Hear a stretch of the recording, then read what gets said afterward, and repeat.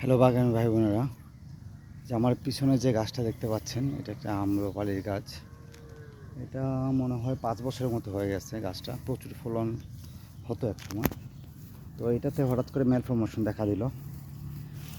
1 বছর ট্রিটমেন্ট করার পরের বছর আবার ম্যালফরমেশন দেখা গেল।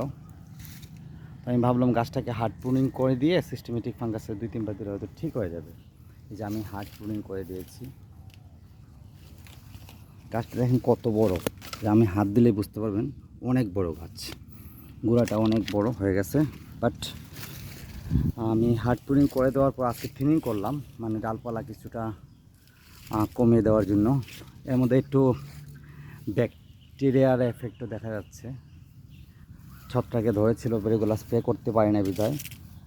তো দুঃখের বিষয় হলো আমি আজকে আবার দেখলাম কিছু ডালে আবার মেল প্রমোশন হয়ে গেছে। এই যে দেখেন, এই যে মেল প্রমোশন, এরকম বেশ কিছু গাছে মেল প্রমোশন দেখলাম। তখন পরামর্শ দেবেন। আমার মনে হয় না গাছটা রাখা উচিত হবে। এই গাছটা কেটে ফেলবো আশা করি, এছাড়া কোনো উপায় নাই। ধন্যবাদ।